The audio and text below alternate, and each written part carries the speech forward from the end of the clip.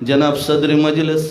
حضرت اقدس حضرت الشیخ مولانا حافظ ناصر الدین خاکوانی صاحب حفظہ اللہ تعالی،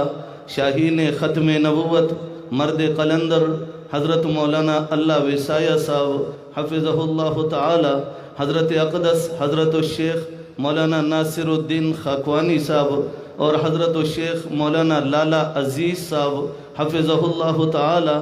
اور عالمی مجلس تحفظ ختم نبوت کے سابق امیر مرکزیہ حضرت مولانا عبدالرزاق سکندر صاحب رحمہ اللہ تعالی کے فرزند ارجمن، ان کے جانشین حضرت مولانا ڈاکٹر سعید سکندر صاحب حفظہ اللہ تعالی، اور بہت سے اکابر سٹیج پہ تشریف فرما ہے۔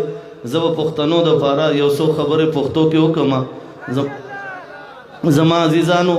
کستاسو خیال رازی منگ دا لسو کالو نبا یو خبر کولا قادیانی بارا کے بم قانون بیانولو، آغا قانون ننتاسو دا دیرو لوی لو خلقنا الحمدللہ ووردو، منگ با دا آئین پاکستان دفات ورول، آغا دفات ننتاسو دا دیرو لوی لو خلقنا الحمدللہ ووردل، لیکن زب صرف دا یو خبر دا اکابر مخ کے حکم، میں اکابر کے سامنے ایک بات صرف دہرا دینا چاہتا ہوں کہ کچھ دنوں پہلے لندن کی پارلیمنٹ میں اعلان ہوا تھا، لندن کے وزیر دفاع اور وزیر خارجہ دونوں نے اعلان کیا تھا کہ قادیانیوں پر پاکستان میں ظلم ہو رہا ہے۔ ہم 10 سال سے یہ بات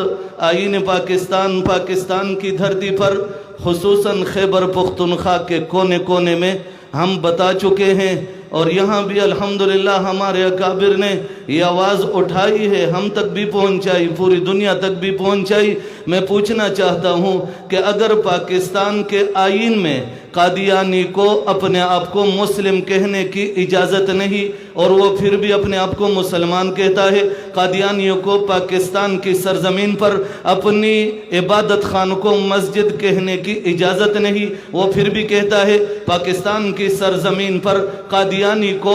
اپنے عبادت خانے پہ مینار لگانے، لا الہ الا اللہ محمد الرسول اللہ کہنے کی اجازت نہیں، حتیٰ کہ پاکستان کے آئین میں قادیانی کو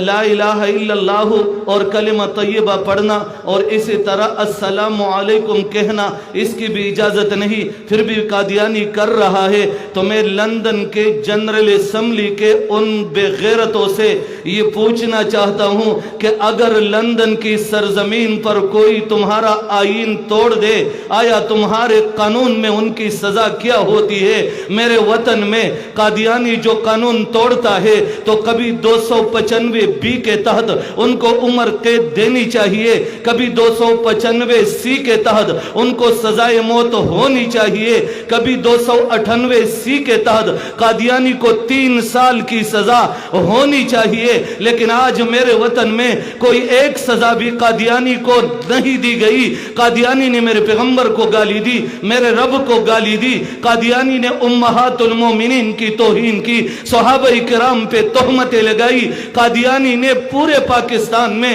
مسلمانوں کو یرغمال کیا۔ آج اس ربوہ کی سرزمین پر بھی یہاں بھی کارخانے میں وہ لوگ جو سوات اور دیر سے لائے گئے ہیں، چھوٹے چھوٹے بچوں کو لایا گیا ہے، ان کا بھی ہمیں علم ہے، اور الحمدللہ ہم نے وہ FIR تیار بھی کیے ہیں، اور کچھ عرصہ بعد انشاءاللہ عالمی مجلس تحفظ ختم نبوت اپنے اکابر کی سربراہی میں وہ FIR ہم درج بھی کرائیں گے، اور انشاءاللہ لندن کی سرزمین سے بھی پوچھیں گے، امریکہ کے بدماشوں سے بھی پوچھیں گے، انشاءاللہ جب تک ہم زندہ رہے ہم قادیانی کا تعاقب کرتے رہیں گے انشاءاللہ تعالی۔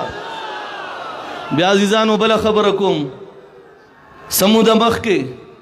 دا امریکی پا عدالت کی قرآن کریم کچھ زمانہ پہلے امریکہ کی عدالت میں مجرم کے کٹہرے میں قرآن کو رکھا گیا، اللہ کی کتاب کو رکھا گیا، میرے پیغمبر پہ نازل ہونے والی کتاب کو رکھا گیا، پھر اس کے خلاف امریکہ کا وکیل آیا، اس نے کہا یہ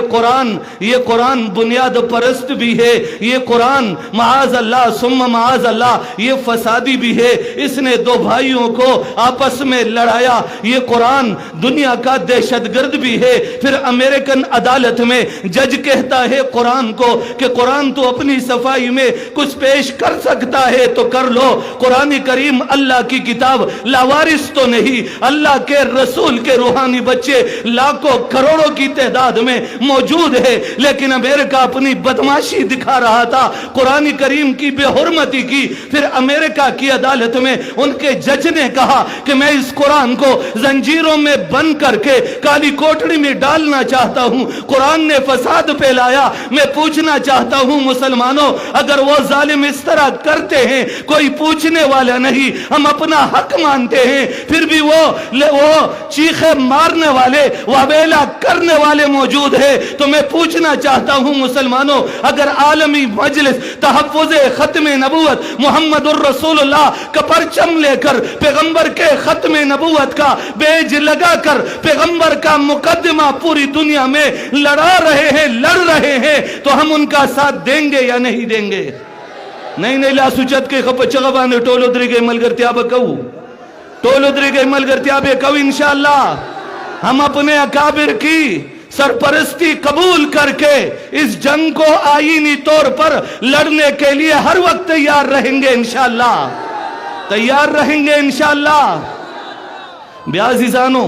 پھر عزیز دوستوں میں پوچھنا چاہتا ہوں, اگر امریکہ انسانی حقوق کی بات کرتی ہے, اگر برطانیہ انسانی حقوق کی, بیٹھ کر میری بات سن لو, اگر برطانیہ انسانی حقوق کی بات کرتی ہے, تو کل جب قندہار کا آئی جی امریکہ نے مقرر کیا, اور وہ آئی جی 40 خون خوار کتوں کو پال کر ہر روز ایک قرآن کا حافظ, ہر روز ایک پگڑی والا قرآن کا عالم, ہر روز ایک حافظ قرآن, ایک طالب علم کو ان خون خوار کتوں کے سامنے ڈال کر, ان کو چھیڑ پاڑ کر اس قرآن کے حافظ اور عالم کو وہاں پر شہید کیا جاتا تھا. آیا انسانی حقوق والوں کو یہ نظر نہیں آیا؟ چہر و رزبے یو طالب علم, you do Quran Alam, you حافظ دابے سلویخ تو سپوتا غرزولو, اگا سپو با دی قرآن والا وینس کلی دی وخیب خوری, آیا دنیا والا تا آگا وقی انسانی حقوق نیا دیدل؟ جب یہ ظلم ہوتا رہے گا, اور اس ظلم کا جواب الحمدللہ پگڑی والے نے دیا, اور ایسا جواب دیا کہ 48 ممالک کی سرپرستی میں جو امریکہ افغان سرزمین پر ظلم کے پہاڑ توڑ دیا کرتا تھا, آج الحمدللہ ایسا دم دبا کے بھاگا کہ آئندہ مسلمان نسلوں کی طرف ترچی نگاہ سے نہیں دیکھ سکے گا انشاءاللہ.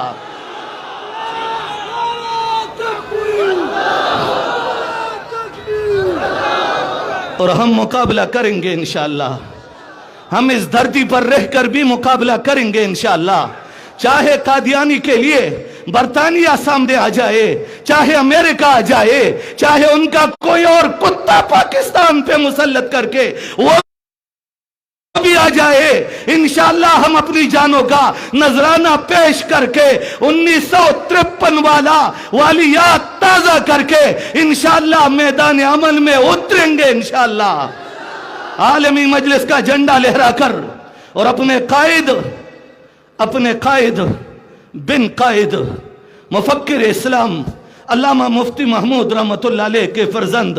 قائدی جمعیت مولانا فضل الرحمن کا ساتھ دے کر انشاءاللہ اس کفر کے خلاف لڑتے رہیں گے انشاءاللہ تعالی. نعرہ تکبیر, نعرہ تکبیر, تاج و تخت ختم نبوت, لبیک لبیک لبیک لبیک, نعرہ تکبیر. آخر میں آخری وعدہ, یہ وعدے جو ہوئے, میں پوچھنا چاہتا ہوں مسلمانوں, یہ جتنے وعدے ہوئے ان وعدوں پہ ایماناً قائم رہیں گے انشاءاللہ.